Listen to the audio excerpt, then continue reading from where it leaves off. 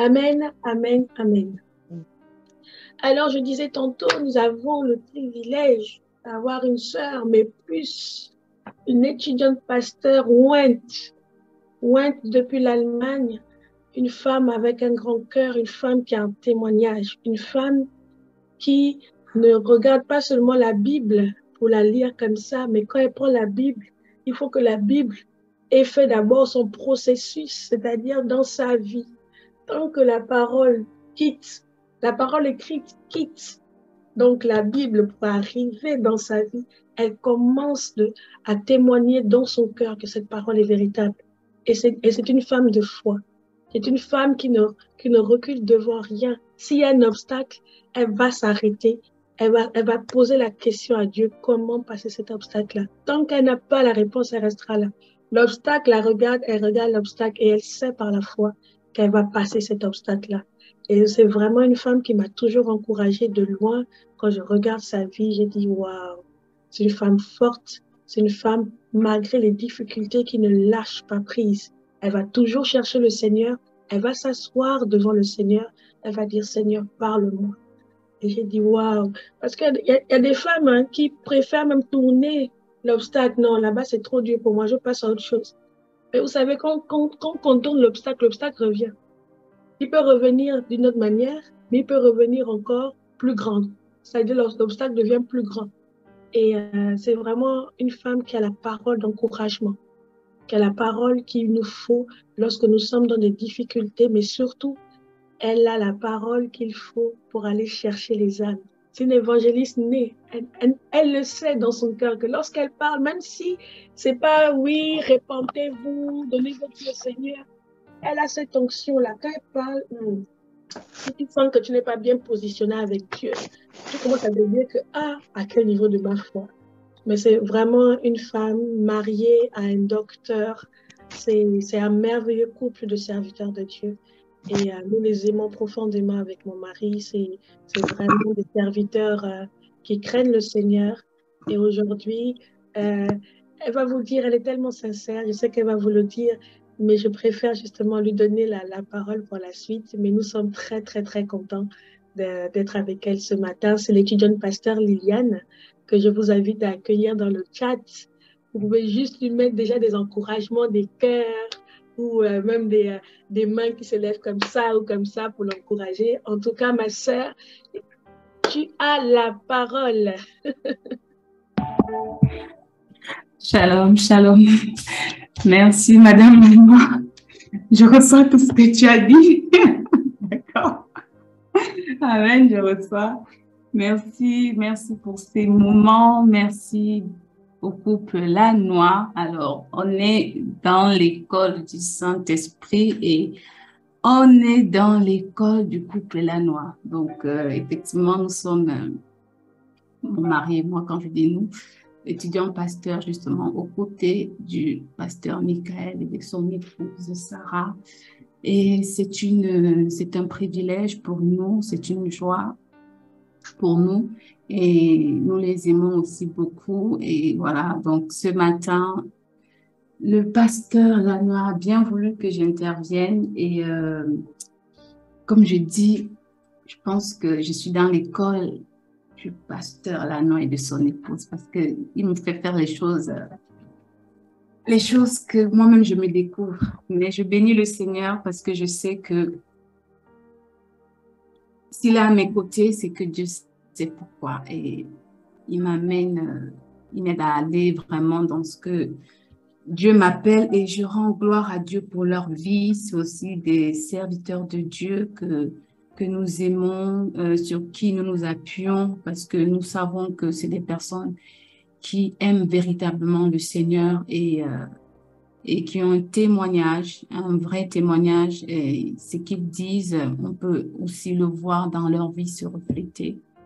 Et c'est ce qui est très important en tant qu'enfant de Dieu, vraiment que le Seigneur continue de les bénir. Et merci pour cette plateforme également que le Seigneur leur a inspiré, qui fait du bien à beaucoup d'entre nous. Voilà, c'est des moments où on peut se retrouver ensemble pour prier pour les nations, pour se rassembler. Merci Seigneur pour Zoom, hein. C'est possible parce qu'il y a Zoom et vraiment quand Dieu dit qu'il est bon, il est doux, il est agréable pour les frères de demeurer ensemble.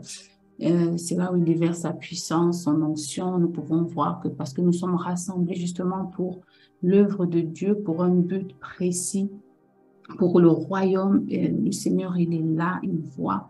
Et vraiment, nous bénissons cette plateforme et nous déclarons que ce pourquoi cela a été initié, que cela se fasse dans le nom de Jésus et au-delà même de ce qu'ils de leur attente, de même les choses qu'ils voient. Je pense que le Seigneur va encore faire davantage et vraiment, nous bénissons le Seigneur pour ces initiatives-là, vraiment pour l'avancement de son œuvre. Merci, merci, merci à vous tous qui êtes là, les guerriers, 5 heures du matin. Je vous avoue que c'est pas mes heures, hein. Je suis sérieuse parce que, mais là, je dis, voilà, on sort de son confort. Donc, merci Seigneur d'avoir rendu possible ces moments. Donc, avant de démarrer, je vais prier, je vais remettre ces moments entre les mains du Seigneur et que le Seigneur fasse comme il a choisi de faire ce matin. Je m'abandonne à lui. Je veux juste être un canal qu'il s'est choisi, comme chacun de nous, il a décidé juste que c'est moi ce matin. Seigneur, je te loue, je te rends grâce encore, Seigneur, pour ces moments, Seigneur, que tu m'accordes, Seigneur, dans ta présence, Seigneur. Nous sommes rassemblés ce matin pour t'écouter. Nous sommes rassemblés ce matin parce que tu veux nous parler, Seigneur. Oui, moi en premier, Seigneur, et à chacun de mes frères ici présents, Seigneur. Merci encore, Seigneur, pour ta parole qui est esprit et vie, Seigneur. Quand ta parole est envoyée, elle n'accomplit que ce pourquoi elle a été libérée. Et nous te rendons toute la gloire parce que, Seigneur, c'est l'œuvre du Saint-Esprit, c'est pas l'œuvre d'un homme, Seigneur, parce que nous ne savons même pas comment les choses se font, mais nous savons que tu es à l'œuvre, nous sommes dans la confiance et béni sois-tu pour la vie de chacun ici présent, dans le nom de Jésus. Amen. Amen. Alors, comme la sœur Sarah a dit tout à l'heure, nous sommes le 3e jour. Qu'est-ce qui va se passer le 3e jour? Moi, je ne sais pas. Hein. Donc, on est tous dans l'attente là. Qu'est-ce qui va se passer le 3e jour? Le 3e jour, Jésus est ressuscité. Alléluia. Donc, le 3e jour, quelque chose va ressusciter en nous ce matin. Je le proclame au nom de Jésus. Quelque chose va ressusciter en nous. Donc, ce 3e jour, Sarah nous a présenté les 2 jours précédents. Donc, ce 3e jour, les questions du salut des âmes. Le salut des âmes. Alléluia. Alors, je réalisais encore ce matin, je disais, mais les âmes, c'est Christ, c'est Dieu qui a créé les âmes. Est-ce que nous réalisons que les âmes, c'est Dieu qui a créé tout homme? Et le fait d'avoir dans le cœur le fardeau pour les âmes, c'est avoir le fardeau de Dieu, parce que c'est lui qui a créé ces âmes-là. Et je disais, waouh, c'est vrai, c'est extraordinaire. Ça dit que juste se dire, ah Seigneur, c'est ton œuvre, c'est toi. Ça dit quand je me tourne à prier pour une âme, à désirer à ce qu'une âme soit sauvée, c'est le désir de ton cœur forcément, parce que c'est toi qui es à l'origine, c'est toi qui as créé toutes ces âmes. Et comme la parole de Dieu dit que Dieu veut que tout homme soit sauvé, c'est son désir. Donc, si Dieu le veut, c'est pas nous qui allons vouloir le contraire. Et vraiment que nous soyons vraiment dans le cœur de Dieu, en fait. C'est-à-dire que nous réalisons combien c'est important, justement, une âme pour le Seigneur. C'est pourquoi Dieu dit que lorsqu'une âme se convertit, on dit quoi? On dit une âme. On n'a pas dit, il y a peut-être 6 milliards de personnes, plus même. Mais il dit, lorsque une âme se convertit, il y a de la joie au ciel. Donc, imaginez, une âme, pour le Seigneur, c'est extraordinaire. Donc, je suis en train de dire, waouh, Seigneur, aide-nous vraiment à être des véritables intercesseurs, des gens qui prient pour les âmes. C'est vrai que si on n'a pas des raisons qui sont vraiment dans nos entrailles, parfois, effectivement, les âmes, en fait, le salut des âmes peut passer comme quelque chose de, comment dirais-je ça, comme quelque chose qu'on peut faire de temps en temps ou bien en passant parce que justement, on n'a pas compris, on n'a pas le fardeau et voilà. Donc, vraiment, c'est ma prière que vraiment qu'on puisse réaliser que c'est le fardeau de Dieu d'abord. C'est pas simplement nous, c'est d'abord le fardeau de Dieu. Et c'est quelque chose qui nous communique, en fait. Il nous communique ça et nous devons être de ceux-là qui l'utilisent justement pour accomplir sa volonté sur la terre, pour pouvoir justement que ces âmes-là soient sauvées. Donc, il ne peut que passer par nous. Alléluia. Gloire à toi. Alors, ce matin, j'ai intitulé un peu mon message, on va dire, prier, intercéder pour le salut des âmes. C'est connaître son identité en Christ. C'est connaître son identité en Christ parce que le diable, en fait, déjà on sait que tout ce qui est salut d'âme, en fait, c'est spirituel. On sait que c'est pas quelque chose qui est humain, c'est vraiment spirituel. Et dans 2 Corinthiens 1, verset 4, je pense que le pasteur Michael aussi nous a souvent parlé de ce verset qu'on connaît très bien.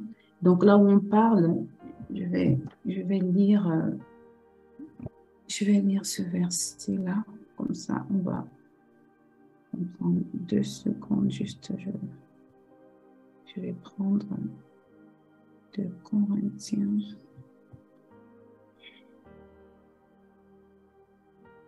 Un à 4. Ok, 1 à 4.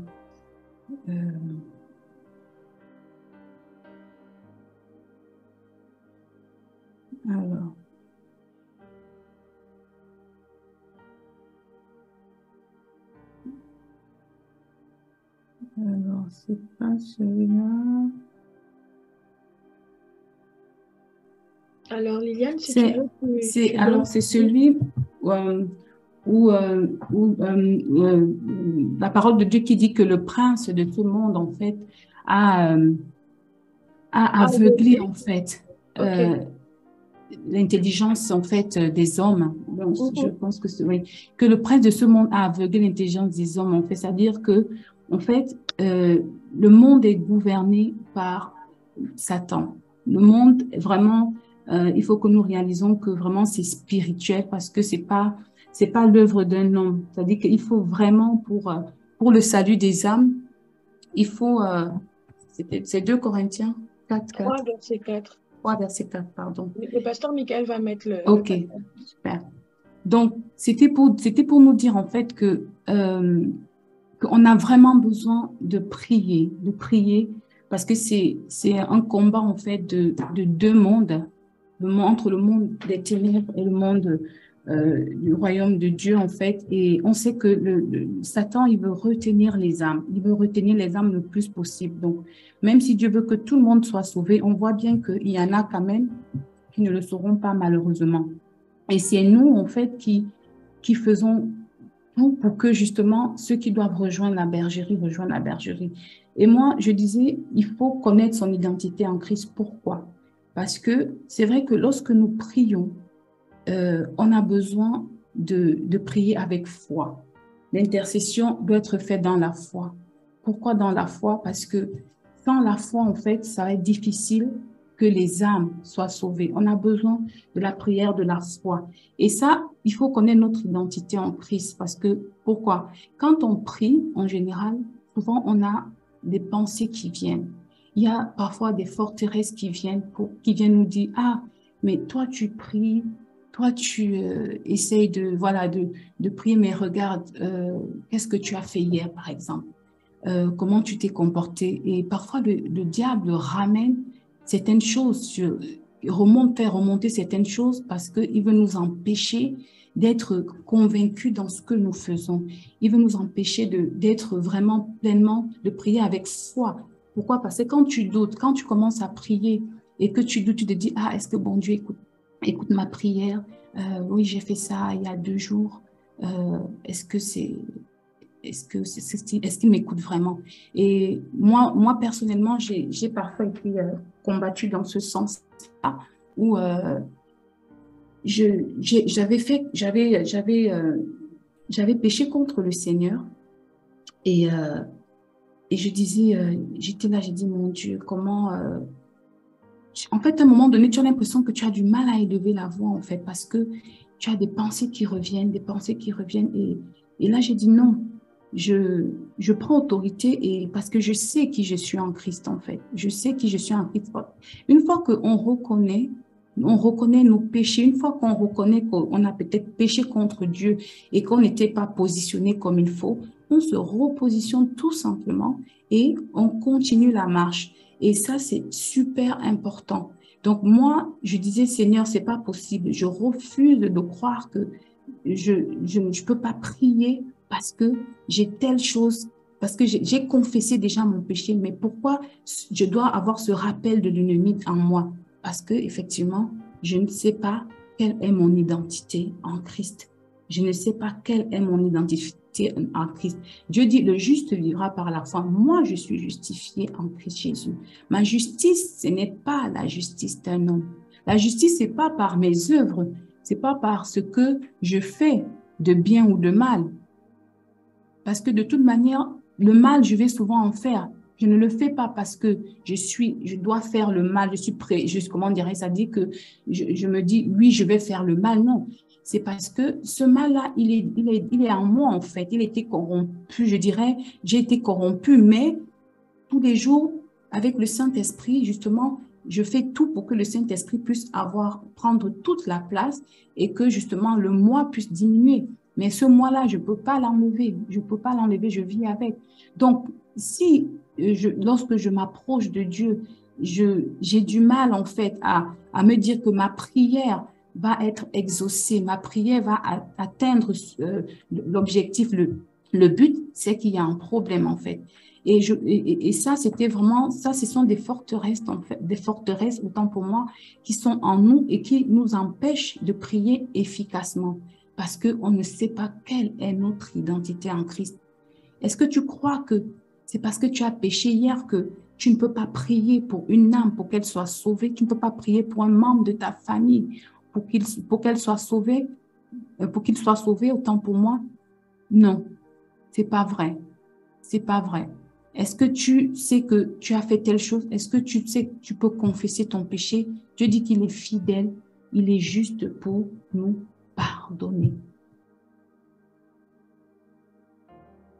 Et une fois qu'il le fait, on est libre, on a l'autorité parce qu'on ne peut pas aller prier pour les âmes si on n'a pas l'autorité, si on n'a pas, on ne sait pas qui on est en Christ parce que ça va être des prières d'autorité. Ça va être des prières comment dire ça, pour aller arracher en fait les âmes, arracher les personnes qui sont aveuglées. C'est pas des prières genre Seigneur, oui, s'il te plaît, est-ce que tu peux sauver mon père, tu peux sauver ma mère, tu peux sauver mon collègue. Non, ça va être des prières d'autorité. Et pour être conscient de son autorité, il faut être conscient de son identité. Sinon, ça va être très compliqué. Sinon, ça va être très difficile, en fait. Et vraiment, je voulais qu'on réalise cela, que c'est pas, si on ne connaît pas notre identité, ça va être difficile pour nous de pouvoir prier pour les âmes, de pouvoir prier pour nos maris, de pouvoir prier pour nos enfants, parce qu'on a l'autorité qui nous est conférée par Christ. Et c'est pas quelque chose que nous avons acheté, c'est quelque chose qui nous est dû, parce que Christ a payé au prix de son sang, a payé au prix de sa vie, notre justification. C'est pas parce que nous avons fait quelque chose de particulier. Même si aujourd'hui, nous faisons des choses pour le Seigneur, c'est simplement par amour, c'est simplement parce que nous savons qu'il a payé le prix pour nous, mais c'est pas que nous le faisons parce que c'est ça qui va nous justifier. Non, nous sommes justifiés par la foi en Jésus-Christ. Positionne-toi. Repositionne-toi, connais ton identité en Christ. Comme ça, quand tu pries, ta prière, elle est efficace. Qu'est-ce que la parole de Dieu nous dit dans C'est dans quoi? C'est dans Jacques 5,16 qui dit que le juste vivra par la foi. Le juste vivra par la foi. Et ça, c'est important. C'est-à-dire que nous, en fait, la foi, c'est pas une option, en fait, parce que on dit que Dieu est le consommateur de notre foi. La foi, c'est vraiment, c'est comme Dieu dit dans Éphésiens, par-dessus tout, prenez le bouclier de la foi. La foi est super importante. Et la foi, pour avoir cette foi-là, il faut vraiment qu'on réalise qui nous sommes en Christ, en fait. Sinon, ça va être très difficile. Ça va être très, très difficile.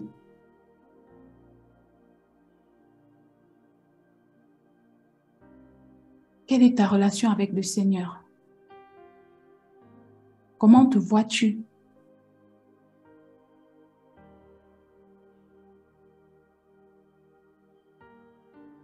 C'est important. Comment te vois-tu?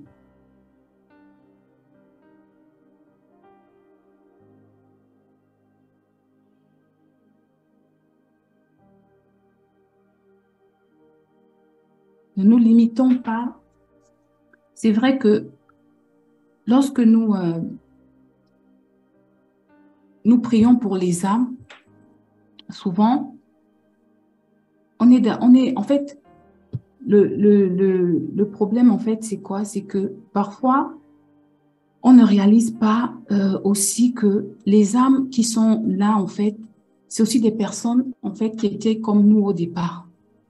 Parfois, on a besoin même de renouveler nos pensées, de renouveler, on a besoin de la métanoïa, en fait. Pourquoi? Parce que parfois, on a l'impression que, oui, bon, nous, on est sauvés et les personnes qui ne sont pas encore sauvées, parfois, on a l'impression que, bon, nous, on est mieux qu'eux, en fait. Je ne sais pas comment expliquer, en fait. C'est-à-dire que parfois, parce que quand tu réalises que la personne a un prix aux yeux de Dieu comme ta propre vie, en fait, tu te dis, mais moi, je ne suis pas mieux que la personne qui ne connaît pas le Seigneur. Donc, il faudrait aussi que j'aille vraiment pour pouvoir l'aider à revenir, en fait, dans la bergerie. Parfois, on est sauvé et on est tranquille, en fait. On est tranquille, on se dit, voilà, bon, je suis sauvé, je peux prier de temps en temps en passant, bon, pour une âme, bon, Dieu peut faire grâce par hasard, comme ça, bon, voilà, il peut le sauver en passant, bon, c'est pas grave et tout, mais il n'y a pas, il y a pas cette mentalité qui se dit, mais la personne aussi, on a la même valeur aux yeux de Dieu. On a le même prix aux yeux de Dieu. C'est important de savoir ça. On a le même prix aux yeux de Dieu.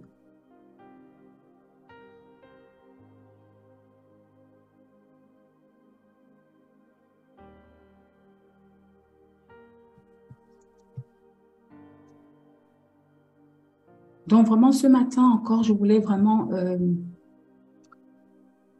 nous interpeller à nous soumettre à Dieu, à faire comme Christ disait, je vois mon Père faire, ce que mon Père me demande de faire. Et aujourd'hui, qu'est-ce que Dieu te demande de faire? Qu'est-ce que Dieu te donne comme instruction aujourd'hui? Quel est l'état dans lequel tu es? Quel est l'état d'esprit dans lequel tu es? Où est-ce que tu as besoin du secours de l'Éternel? Sûrement, tu as besoin du secours de Dieu. Parce qu'il y a des choses que tu ne comprends peut-être pas. Il y a encore peut-être des forteresses. Dieu est capable de les déloger. Dieu est capable d'enlever cela afin que tu réalises qui tu es en Christ. Afin que tu réalises que tu n'es pas n'importe qui, que ta parole, que Dieu peut utiliser ta bouche pour pouvoir vraiment accomplir des choses extraordinaires. Dieu peut t'utiliser de manière puissante.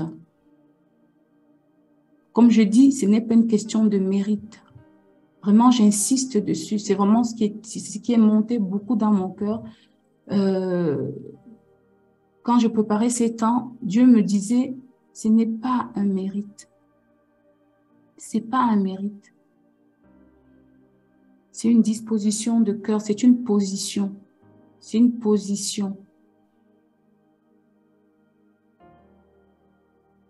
Nous sommes dans les lieux célestes, à côté de Christ. Est-ce que ça, tu réalises? Non, c'est bizarre, hein? Je te dis, mais comment ça? C'est spirituel, c'est pas toi qui as décidé, c'est comme ça. Prends-le, saisis-le. En fait, c'est vrai que parfois on veut raisonner. Et justement, le fait qu'on raisonne, en fait, eh ben, ça nous limite et ça nous... En fait, nous-mêmes, en fait, on se ferme les portes, nous-mêmes, on se barricade et forcément, on n'est pas efficace. Parce que, comme je dis, ce n'est pas l'œuvre d'un homme. Ce n'est pas nous qui décidons. On doit être simplement bien positionné. C'est tout ce que Dieu nous demande. Dieu nous dit, soumettez-vous à Dieu. Résistez au diable, il fuira loin de vous. En fait, il faudrait qu'on soit simplement dans une position où nous savons que devant le Seigneur, nous sommes clean. Nous sommes clean. Est-ce que clean, ça veut dire que c'est parce que je suis clean que Dieu m'utilise? Non, c'est pas forcément. Mais ça veut dire que de notre côté, on ne doit se reprocher de rien.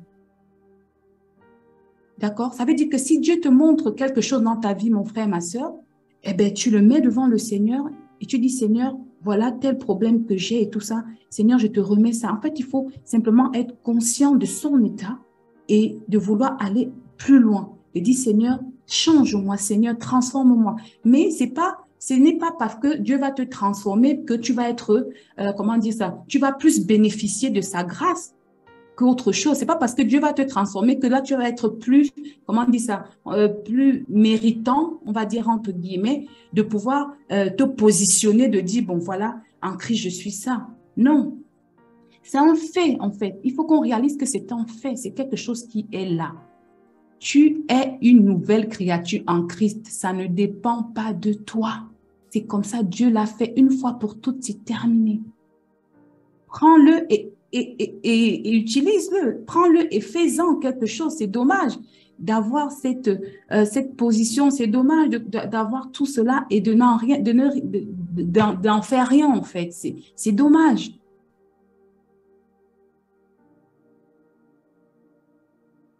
Qui croit que tu es en Christ? Qui crois-tu, pardon, que tu es en Christ? C'est très important.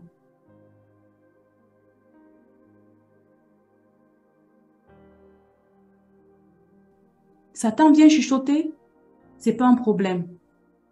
Laissez-le chuchoter, il a l'habitude. En fait, il est téméraire, il ne va pas changer. Donc, ce n'est pas vous qui allez changer l'ennemi. Hein. Je suis désolée de vous dire ça, il n'y a personne qui va changer l'ennemi. Donc, vraiment, pour ça, son travail, il le fera et il le fera toujours aussi bien. Il sait très bien faire son travail. Maintenant, moi, comment je me positionne, c'est important.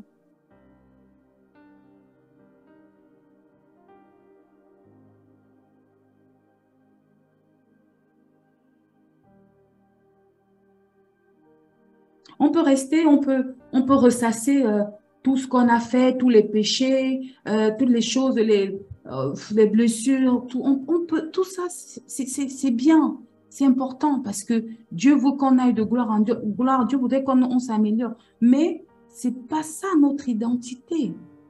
Ce n'est pas ça notre identité en Christ. C'est vrai que Dieu nous appelle comme nous sommes, mais il ne veut pas nous laisser dans l'état que nous sommes. C'est-à-dire qu'il va nous transformer par son Saint-Esprit, ainsi de suite. Lorsqu'on avance, justement, on est dans les corps du Saint-Esprit. Mais un état, c'est un état. En fait, c'est ça, en fait, qu'il faut réaliser. Je suis une nouvelle créature en Christ. Étant une nouvelle créature en Christ, qu'est-ce que j'ai? Qu'est-ce que je possède? Qu'est-ce que Dieu m'a donné? Eh bien, il m'a donné les armes pour combattre. Il m'a dit que j'ai l'autorité en lui. Il m'a dit que si j'appelle à l'existence, les choses que je lis sur la terre vont être liées dans les cieux.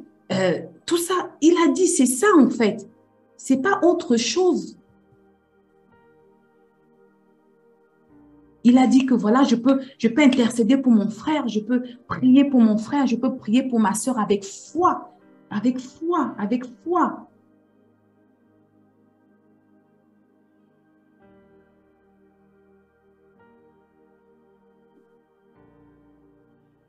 Amen.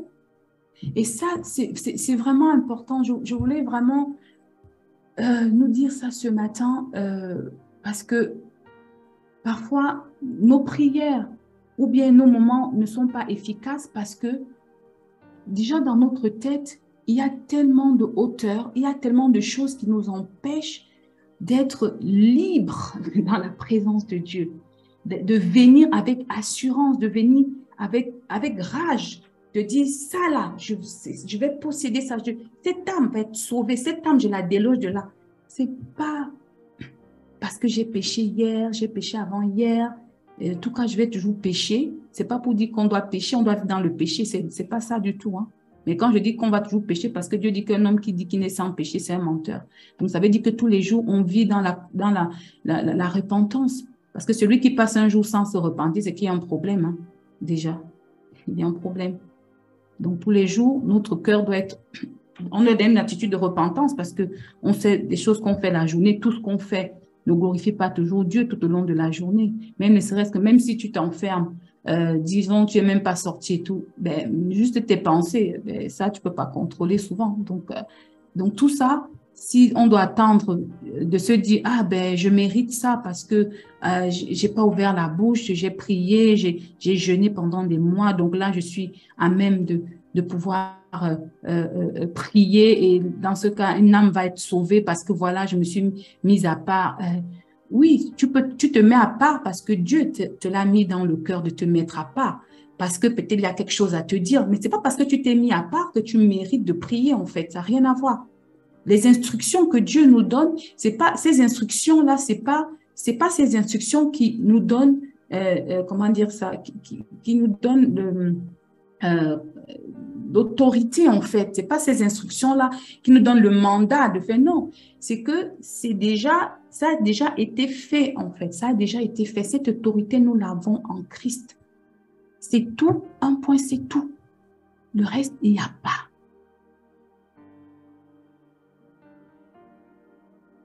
Prions en sachant qui nous sommes.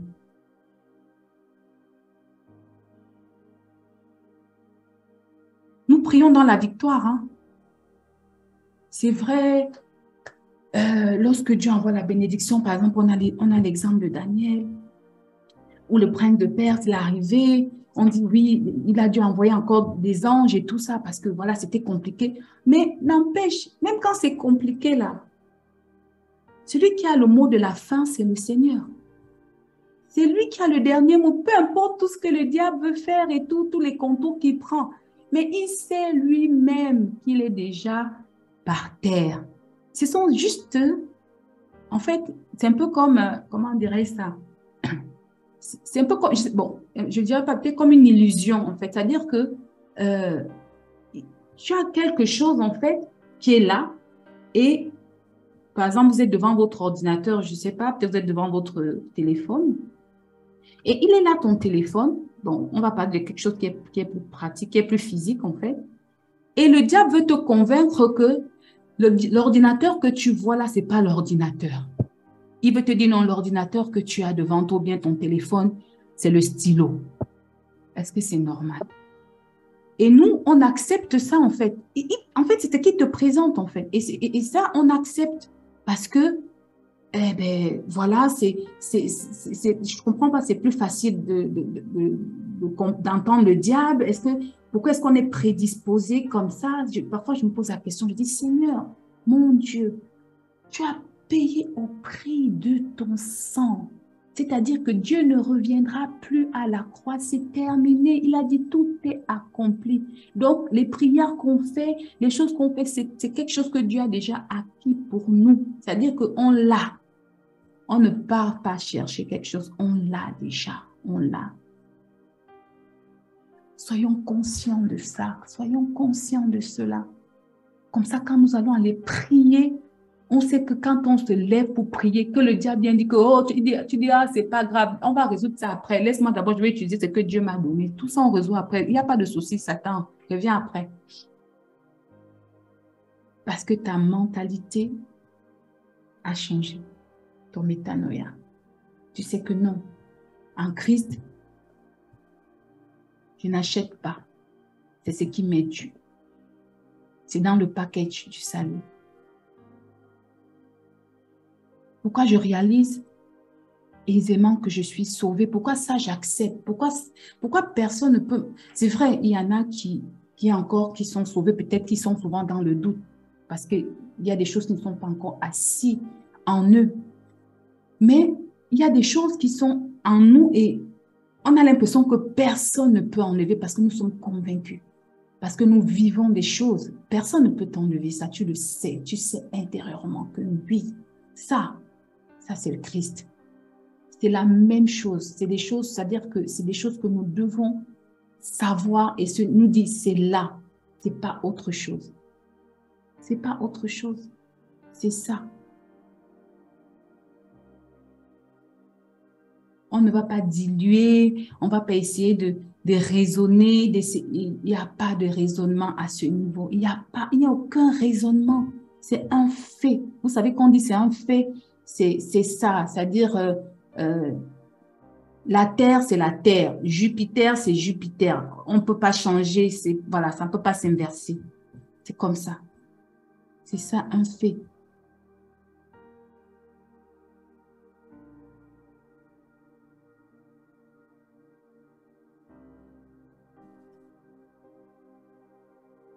Vraiment, ce matin, je voulais que chacun de nous, moi, je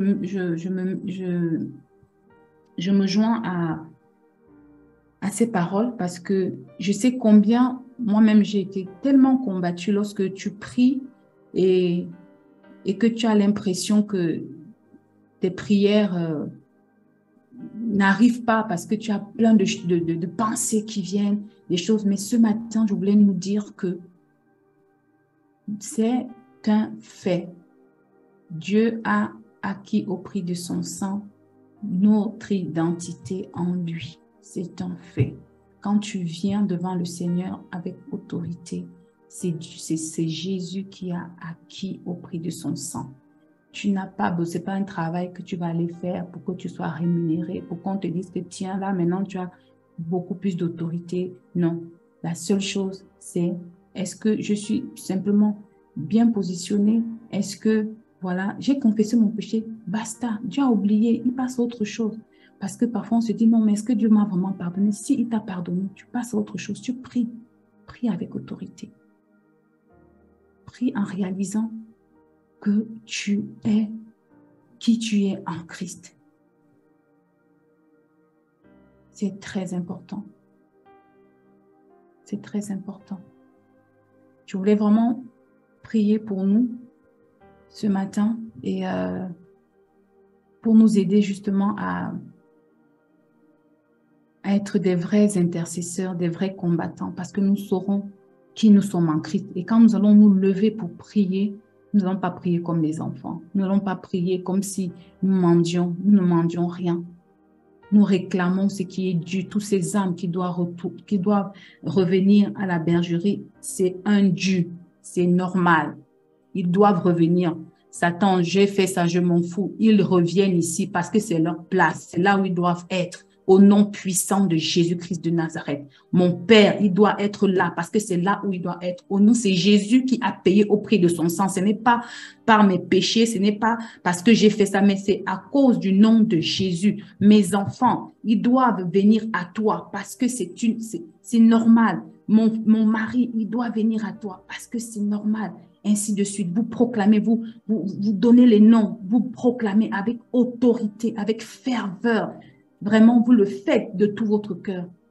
Et je sais que Dieu va agir.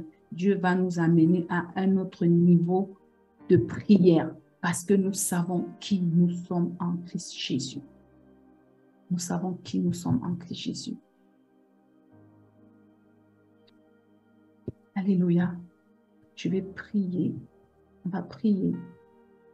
Si tu avais peur, lorsque tu te tenais devant la face, devant la présence de Dieu, tu doutais encore que Dieu a mis en toi vraiment les armes, Dieu a mis en toi l'autorité qu'il faut pour aller déloger chaque membre de ta famille, pour aller déloger ton frère, ta soeur, pour aller déloger ton collègue, pour aller déloger tout cela que tu as à cœur, que Dieu te donne.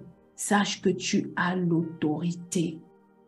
de Christ en toi. Et c'est ton partage. Tu peux vraiment aller avec assurance, prendre ce qui est à toi, prendre ce qui est à nous, parce que ces âmes-là doivent revenir dans la bergerie. C'est la volonté de Dieu. Et comme c'est la volonté de Dieu, forcément, il y a ces anges qui sont déployés pour aller avec nous récupérer ces âmes. Soyez conscients de ça. Qu'il n'y ait pas une accusation de l'ennemi, quel que ce soit, qui vous empêche de connaître l'autorité que vous avez. Alléluia. Seigneur, je te loue, je te rends grâce pour la vie de chacun ici présent, chacun de nous, Père de gloire. Seigneur, merci parce que, Seigneur, tu nous as donné l'autorité en toi, Jésus. Seigneur, ce n'est pas, Seigneur, par nos œuvres. Seigneur, ce n'est pas parce que nous avons mérité quoi que ce soit, mais parce que, Père, toi, Seigneur, tu as acquis au prix de ton sang. Seigneur, toute âme qui est ici présent, Seigneur, c'est que tu t'es donné, Seigneur. Et quand tu t'es donné, tu nous as donné, Seigneur, le salut. Et tu nous as donné également, Seigneur, le mandat d'aller, Seigneur, récupérer les âmes, Seigneur, d'aller faire des nations les disciples, d'aller prendre, Seigneur, tous ces âmes dans le camp de l'ennemi. Alors, Seigneur, je prie dans le nom puissant de Jésus-Christ de Nazareth, Seigneur, que chacun de nous, ici rassemblés, ici présents, soit conscient de son mandat, soit conscient du potentiel, soit conscient de ce qui est en lui que tu as déposé, Père de gloire, Seigneur, pour pouvoir, Seigneur, être, Seigneur, comme, Seigneur, une boule de feu dans le camp de l'ennemi, Seigneur,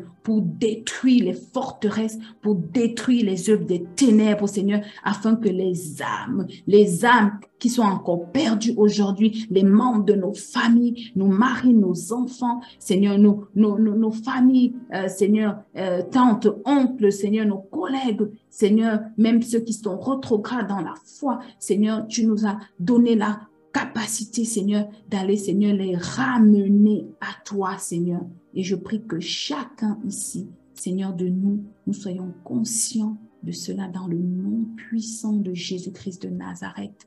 Que ton nom soit béni encore ce matin, que ton nom soit glorifié. Et je crois, Seigneur, dans le nom de Jésus, que, Seigneur, la vie de chacun de nous ne sera plus pareille et que nous aurons pris conscience, Seigneur, que Père de gloire, c'est un dû, c'est notre héritage à chacun ici présent.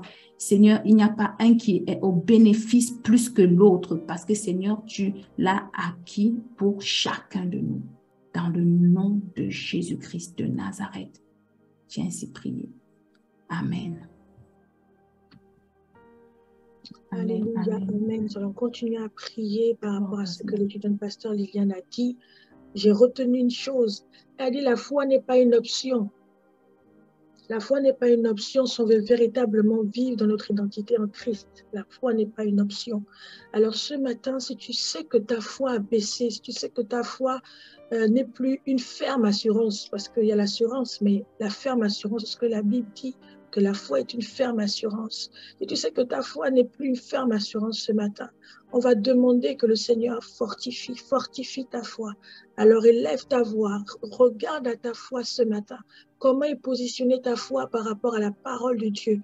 Est-ce que lorsque tu entends la parole de Dieu, il est difficile de croire? Ou tu te dis que ça c'est peut-être réservé aux pasteurs, ça c'est peut-être réservé aux évangélistes. Moi, dans ce que je vis, c'est pas évident. Est-ce que c'est ce que tu penses? Parce que, comme elle a dit, renouvelons nos pensées, connaissant notre identité en Christ, parce que la foi n'est véritablement pas une option pour les enfants de Dieu, car le salut nous a été donné par Christ. On ne l'a pas mérité. Il est venu nous le donner. Et le diable ne peut pas venir nous dire que l'ordinateur est un stylo et nous croyons, ce n'est pas possible. Que notre intelligence soit renouvelée ce matin. Alors élève ta voix et prie pour ta foi. Père de grâce, Si ma foi a chancelé à un moment donné, Seigneur, j'ai la ferme assurance encore aujourd'hui que véritablement tu es Dieu, que véritablement ta parole est vraie, véritablement ta parole, Seigneur Dieu, amène la foi dans mon cœur.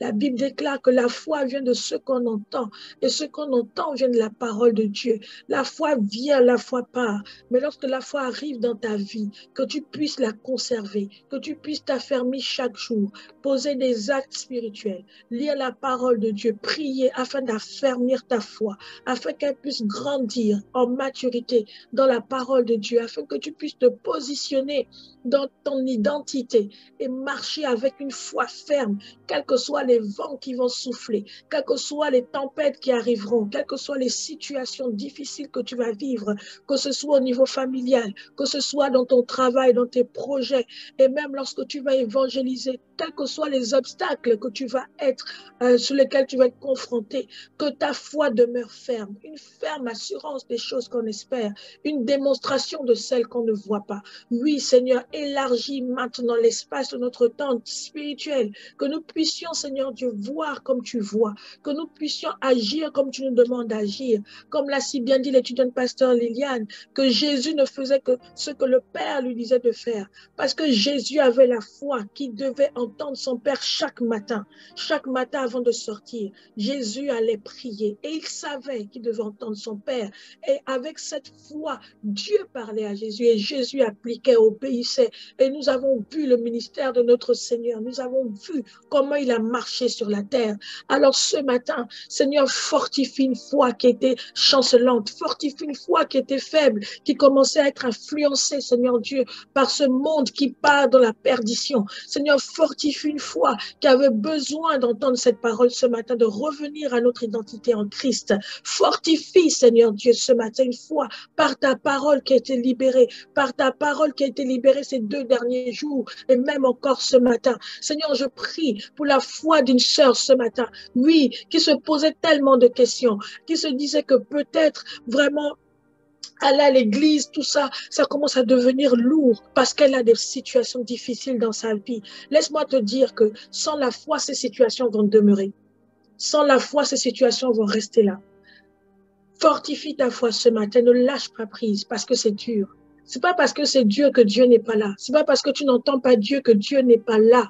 C'est pas parce que tu ne vois pas avec tes yeux la situation changer que la situation est toujours pareille. Si tu pries, continue à prier, demandons à Dieu de nous montrer. Et quand bien même Dieu ne montre pas, croyons que lorsque nous prions, Dieu nous écoute. Croyons que lorsque nous intercédons pour des âmes, même si on ne voit pas nos familles donner leur vie au Seigneur, ça ne veut pas dire que rien ne se passe dans leur cœur. Alors, persévérons dans la prière, persévérons dans la foi en Dieu, parce que la Bible déclare que Dieu honore la foi. Alors ne lâche pas prise. Même dans tes études, tu te poses des questions, tu te dis, mais qu'est-ce que je vais faire? Comment je vais faire? Ça devient trop compliqué. J'ai l'impression que je prie, Dieu ne m'entend pas. C'est le diable qui met ce genre de pensée. À chaque fois qu'un enfant de Dieu vient prier avec foi, Dieu entend. Et j'ai toujours su que le temps de Dieu est parfait. Sa réponse ne vient pas parce que, comme elle a dit, c'est pas un mérite. C'est pas parce que tu t'es mis à part que maintenant tu as prié, Dieu va faire parce que tu as dit. Non. Lorsqu'on prie avec foi, Dieu honore la foi et il répond toujours. La réponse arrive au temps marqué par Dieu. C'est à nous de nous maintenir dans la foi en Christ par rapport à ce qu'on a demandé à Dieu. Donc vraiment, véritablement, ce message est venu encore nous repositionner dans notre mentalité en Christ. Nous l'avons acquise au prix du sang de Jésus. Ne laissons pas le diable venir nous enlever notre héritage parce que l'héritage part lorsque nous commençons à arrêter de croire. Alors que vraiment que le Seigneur soutienne la foi de quelqu'un ce matin. Ne lâche pas prise, quelles que soient les difficultés. Vous savez, le monde va aller de pire. C'est pas parce que ce qu'on voit là, on se dit que, ah Seigneur, vraiment, le beau temps n'a qu'arrivé, le beau temps se lève chaque matin. C'est comment nous nous positionnons par rapport à la bonté de Dieu pour nous chaque matin, que nous allons voir tel que Dieu voit. Nous allons marcher dans cette bonté. Combien même il y a le chaos autour de nous, nous allons marcher dans la bonté de Dieu. Alors ne laisse pas tomber ta foi parce que c'est dur. Si tu laisses la foi, la situation ne va pas changer. Alors que si tu as la foi et que tu persévères, la situation va changer parce que Dieu honore ta foi. Alors ne lâche pas prise.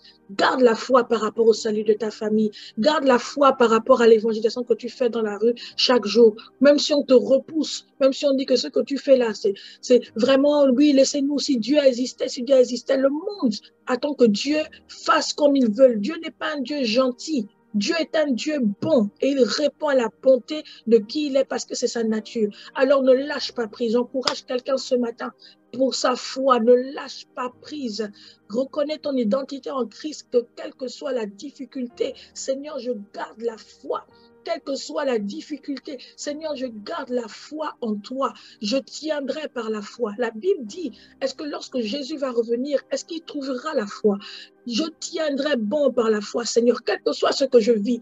Je ne peux pas te renier parce que ce que tu as fait est trop grand. Ce que tu as fait, mon intelligence ne peut même pas comprendre comment un Dieu qui avait tout, la gloire, il a laissé sa gloire et descendu sur la terre à cause de l'amour. Aujourd'hui, si tu lâches ta foi, pose-toi la question, comment tu aimes Dieu? La Bible dit, on ne pourra jamais connaître la profondeur de l'amour de Dieu pour nous, mais il nous a véritablement aimés. Alors regarde ta foi. La foi que nous avons envers notre Seigneur, c'est l'amour qu'il a manifesté pour nous. Il dit, je vous ai aimé le premier, c'est pour ça que vous m'aimez. Oui, Seigneur, parce que tu m'aimais, je t'aime. Mais je réalise aussi que ce que tu as fait comme acte pour sauver ma vie est véritablement un acte d'amour que nul ne peut comprendre. Mais aujourd'hui, notre foi doit être fondée sur cet amour que Jésus a manifesté à la croix. Ne regarde pas une situation de la vie qui est ponctuelle, parce que l'état dans lequel tu es ponctuel. C'est à toi de décider de te positionner autrement, de renouveler ta mentalité, de venir dans la métanoïa et de la vie véritablement et d'accepter l'amour de Dieu. Lorsqu'on accepte l'amour de Dieu, la foi est fondée. Que quel que soit le vent qui va souffler, quand je réalise ce que Jésus a fait, moi aussi j'étais une âme perdue. Moi aussi, quelqu'un est venu me parler de Jésus. C'est pour ça que je me tiens aujourd'hui ici. Alors, à cause de cet amour-là, Seigneur, donne-moi de parler aussi à d'autres personnes qui ne te connaissent pas, même si elles me rejettent, même si elles ne veulent pas entendre, au moins ils ont entendu que quelqu'un les a aimés au-delà de tout ce qu'on peut avoir. Jésus avait tout l'or du monde. Jésus avait la gloire. Jésus avait l'or et l'argent appartiennent à Jésus. Est-ce que c'est l'argent qui va nous séparer de l'amour de Dieu? Est-ce que c'est le matériel qui va nous séparer de l'amour de Dieu? Est-ce que c'est parce que tu n'as pas ce que tu demandes à Dieu que tu ne vas plus aimer Dieu? Que notre foi ne soit pas basée sur ce que nous voulons avoir de Dieu, ce que nous voulons obtenir, que notre foi soit basée sur l'amour que Dieu a manifesté envers son Fils Jésus en mourant sur la croix. Parce que véritablement Dieu nous aime. Notre foi ne doit pas être basée sur le matériel ou sur ce que nous désirons. Notre foi doit être basée par le salut véritable que Jésus a manifesté à la croix pour nous et pour les âmes qui nous entourent. Parce que j'ai bien aimé ce que la sœur Liliane a dit. Le fait d'avoir le fardeau des âmes, c'est avoir le fardeau de Dieu, c'est avoir le cœur de Dieu. Lorsque j'ai entendu ça, mon esprit a retenti. J'ai dit effectivement, Dieu a envoyé Jésus pourquoi? Parce qu'il a vu le fardeau de nous, que nous soyons sauvés. Et aujourd'hui, avoir le fardeau des âmes, avant effectivement on se disait, ah oui, peut-être le fardeau des âmes, de temps en temps, je vais l'évangéliser, mais j'ai vraiment pas le temps. Alors là, j'ai mes enfants, j'ai la famille, ça ne va pas, je cherche le travail, ça ne va pas. Vraiment, ah, mais si je peux parler de Jésus, ah oui, ah, tiens, j'ai rencontré une collègue, j'ai parlé de Jésus. Mais après, je ne sais pas ce qui s'est passé dans sa vie. Mais quand elle a dit ça, j'ai dit, hé, mais Seigneur, c'est vrai. Le fait d'avoir le fardeau des âmes, c'est d'avoir ton cœur, en fait. Parce que là, si moi je suis là aujourd'hui, c'est parce que toi, tu as eu mon fardeau, de mon âme. S'il y avait une seule âme qui était perdue sur la terre, Dieu devait envoyer quand même Jésus. Donc aujourd'hui, le fardeau des âmes n'est pas un slogan. Aller évangéliser, ce n'est pas un slogan. Ce n'est pas que j'ai le temps, j'évangélise. Non, ce n'est pas ça. Parce qu'avoir ce fardeau des âmes, c'est d'avoir le cœur de Dieu. Le cœur de Dieu bat pour les âmes. Jusqu'à il a dit, il veut que tout homme soit sauvé. Tous les hommes soient sauvés. Quand tu regardes la Terre, là, on est combien? 7 milliards ou 8, je ne sais plus. En tout cas, on en a évolué. Mais il veut que tous les 8 milliards soient sauvés. Mais qui enverrai-je? Qui ira parler? Qui ira jusqu'aux extrémités de la terre? Qui va se positionner en disant que avoir le fardeau des âmes, c'est d'avoir mon cœur? Ah Seigneur, renouvelle notre mentalité. Ah Seigneur, apporte-nous de comprendre cet amour. Parce que c'est lorsqu'on va commencer à aimer les âmes sans même les avoir vues et commencer à prier pour ces âmes, on va se connecter au cœur de Dieu. Et c'est ce qui s'est passé avec Jésus et avec nous. La Bible dit que Jésus a laissé sa gloire. Il est descendu sur la terre. Il a marché pendant 33 ans sur la terre. Il a donné sa vie. Il n'a pas regardé, c'était dur. Vous savez, lorsqu'on arrive à un point de notre vie où ça devient dur d'accomplir la volonté de Dieu, c'est même là où il ne faut pas lâcher prise. C'est même là, il ne faut pas repartir en arrière en disant que, ah non, là, ça devient un peu compliqué. Et la vie chrétienne, là, c'était comme ça. On ne m'a pas dit ça. C'est là où il faut persévérer. C'est là où il faut te maintenir. Disons que Seigneur, j'ai l'impression que j'arrive à un tournant de ma vie. Je ne lâche pas prise. Je ne lâche pas prise. Je garde la foi. Et vraiment, c'est la foi qui déclenche toute chose. C'est la foi qui déclenche toute chose. C'est la foi en Christ qui déclenche toute chose. Alors ce matin, si ta foi avait baissé, si ta foi était chancelante, si ta foi n'était pas une ferme assurance, dis-toi que Seigneur, à cause de la parole que j'ai entendue, j'ai la foi et je la maintiens. Je maintiens cette foi-là. En tout cas, sois béni, étudiante pasteur Viviane. Sois vraiment béni, que le Seigneur te renouvelle, que le Seigneur bénisse ta maison, bénisse ton époux, bénisse tes enfants. Et vraiment, merci pour l'œuvre que vous faites dans le corps de Christ, là-bas en Allemagne. Merci pour qui vous êtes. Merci de partir dans les rues en Allemagne et parler de Christ. C'est pas évident, mais Dieu vous fortifie et c'est ce que Dieu attend. Parce que le fait d'avoir le fardeau des âmes, c'est d'avoir le cœur de Dieu. My God, c'est d'avoir le fardeau de Dieu. Que vraiment cette parole retentisse sur notre esprit en cette journée. Et avant de faire les annonces, je vais donner la parole au pasteur Michael, qui avait également une annonce à nous faire.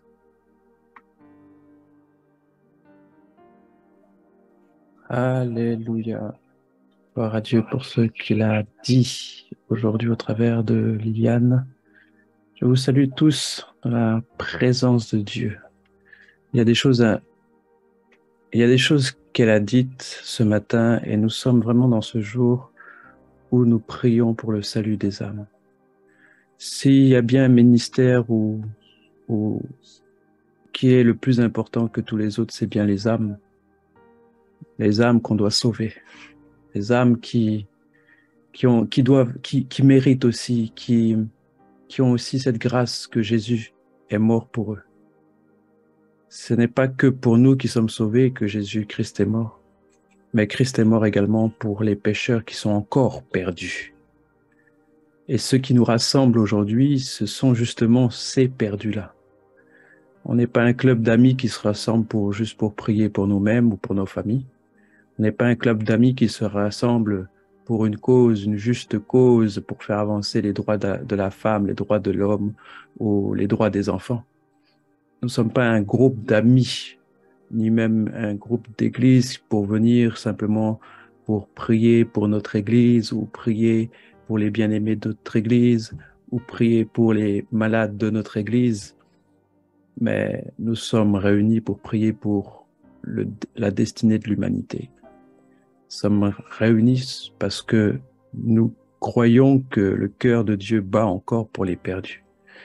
Nous sommes réunis parce que les âmes ont besoin que quelqu'un prie pour eux. Et il y a des âmes, il y a des personnes qui n'ont personne autour d'eux qui croient en Jésus. Il y a des personnes qui n'ont ni père, ni mère, ni frère, ni sœur pour prier pour eux. Alors nous sommes là, ils sont comme orphelins. Mais Dieu a dit, il ne laisse personne orphelin. Alors nous sommes présents pour pouvoir prier pour eux. Nous sommes ces futurs frères, ces futurs pères, ces futures mères qui prient tout simplement pour ces hommes et ces femmes qui vont se convertir un jour. Mais nous le faisons maintenant. Nous n'attendons pas qu'ils soient sauvés pour commencer à les rencontrer spirituellement et prier pour eux. Mais nous prions déjà pour eux.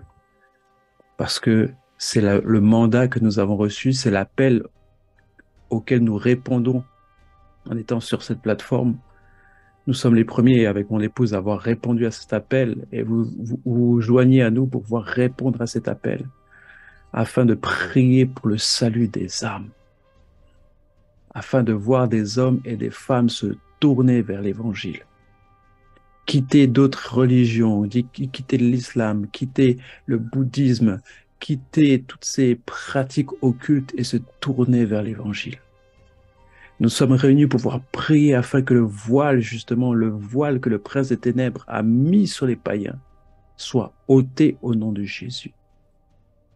Et comme l'a dit encore Lilia, nous ne pouvons pas prier avec la peur au ventre, nous ne pouvons pas prier avec la peur, mais nous devons prier avec la ferme assurance que nous avons reçu l'autorité de Christ sur la terre afin de dépouiller les œuvres mortes, les œuvres des ténèbres, et de pouvoir libérer les captifs. Car Dieu nous a oints pour ce mandat, afin que des hommes et des femmes soient libérés. Alors j'aimerais simplement vous faire part d'un sujet de prière très important qui a été posté sur A Pray For You, sur la plateforme de prière cette nuit. Il s'agit en fait d'une personne qui nous demande de prier, donc c'est Véronique qui nous demande de prier pour le salut de Patrice, parce que ce Patrice donc, est le papa d'une amie qui est atteinte d'un cancer des amygdales, et on a vraiment besoin de prier pour lui pour qu'il puisse être guéri totalement et qu'il puisse à ce moment-là se tourner vers l'Évangile. Il y a également d'autres sujets de prière où on nous demande vraiment de prier pour des personnes qui sont malades. Quelles que soient les maladies, nous savons que Dieu est capable de le faire. Et le plus important, c'est que Dieu puisse les guérir du mal qui les ronge, le péché. Qu'il puisse les guérir. À quoi servirait-il à un homme de rentrer au ciel s'il est borgne? À quoi servirait-il à un homme de rentrer au ciel, hein, de rentrer au ciel alors que voilà le verset, à quoi servirait-il à un homme de gagner le monde s'il perd son âme? Vaut mieux rentrer au ciel borgne qu'avoir ses deux yeux et aller en enfer. Vaut mieux rentrer au ciel avec manchot que d'avoir ses deux mains et aller en enfer. À quoi servira-t-il à un homme de gagner le monde s'il perd son âme? Alors on va vraiment prier pour l'âme de ces personnes-là. Et particulièrement pour Patrice, et certainement dans vos familles, vous avez des personnes qui ne croient pas encore en Christ, qui refusent même de croire, pour certains qui ont été déçus d'une image de Dieu qu'ils avaient. On va prier vraiment pour toutes les personnes qui ont besoin de guérison, et qu'ils soient délivrés de toutes leurs maladies, et que ce soit un signe pour eux que Dieu les aime. Éternel mon Père, nous te bénissons, Père, pour tout ce que tu fais. Gloire te soit rendue, Seigneur, pour les âmes, Père éternel, que tu me pousses encore, pour lesquels nous devons prier pour eux, Seigneur. Merci, Seigneur, pour l'appel de tout à chacun qui répond, Seigneur, pour la prière, pour le salut des âmes. Nous savons, Seigneur, que ta volonté, Seigneur, est que toutes les âmes soient sauvées, que tout le monde soit sauvé. Mais, Seigneur, nous nous rendons compte que tout le monde n'est pas sauvé. Père éternel, il y a quelque chose que nous devons faire, c'est prier afin que ta volonté se fasse sur la terre comme elle a été faite dans le ciel. Nous déclarons, Seigneur, pour Patrice et pour bien d'autres, Seigneur, la guérison dans leurs os, dans leurs maladies, Seigneur. La guérison, Seigneur, des cancers, de façon miraculeuse. Père éternel, nous prions, nous déclarons dans le nom puissant de Jésus que cela, Seigneur, si cela est le facteur qui va déclencher leur guérison de leur âme, leur salut, et bien que cela soit fait au nom de Jésus, que toute maladie s'en aille de leur corps maintenant au nom de Jésus. Nous déclarons avec autorité, avec puissance, parce que Seigneur, cela ne peut pas être autrement. Nous le déclarons au nom puissant de Jésus pour Patrice et pour toutes ces autres personnes, Seigneur, qui sont malades et qui ne croient pas en toi, Seigneur. Que leur guérison soit un facteur dominant dans leur guérison de l'âme, dans leur paix avec toi, dans le nom puissant de Jésus. Père, je déclare ce matin la grâce, Seigneur, que tu nous as fait à nous tous qui sommes réunis, Seigneur. Tu nous as fait cette grâce de te connaître et de pouvoir, Seigneur, prier. Seigneur, que cette grâce soit accordée à nos bien-aimés. Que cette grâce soit accordée aussi aux autres, Seigneur, et qu'en cette année, Père, ils puissent te découvrir. Qu'en cette année, ils puissent ouvrir leurs yeux. Que le voile qui est devant leurs yeux soit déchiré au nom puissant de Jésus. Nous déclarons, Père éternel, que les âmes, Seigneur, qui sont enfermées encore, puissent être libérées au nom puissant de Jésus. Père, que tu puisses allumer un feu encore, ranimer et raviver le feu de la prière pour les âmes, Seigneur, dans nos cœurs, dans le nom puissant de Jésus. Afin, Seigneur, que les limites de Satan soient raccourcies au nom de Jésus. Afin, Seigneur, qu'il perde du terrain en cette fin d'année dans le nom puissant de Jésus. Afin que tous les sacrifices qu'il voulait encore faire pour avoir son quota soient anéantis au nom de Jésus.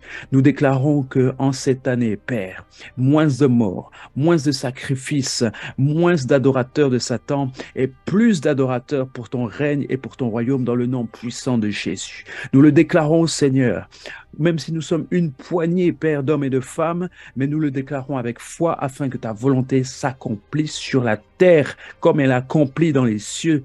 Et nous te donnons, Seigneur, le droit légal d'agir sur la terre en cette fin d'année afin de toucher, Seigneur, ceux qui ne sont pas encore à toi, dans nos familles, dans notre entourage, au nom puissant de Jésus. Que ton nom soit glorifié, Père. Merci, Seigneur, parce que tu nous entends du ciel et tu accomplis, Seigneur, ta volonté au travers de nos prières. Que ton nom soit encore glorifié, Père. Au nom de Jésus. Amen. Amen, amen, amen. Vous savez, lorsque nous considérons nos paroles, et lorsque nous savons pourquoi nous prions et comment nous devons prier, notre prière, en fait, devient efficace. Elle n'a pas besoin d'être longue, n'a pas besoin d'être répétée, parce que nous prions avec foi et nous prions dans la volonté de Dieu.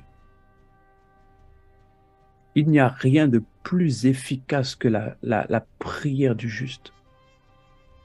Et la Bible dit, la prière du juste a une grande efficacité.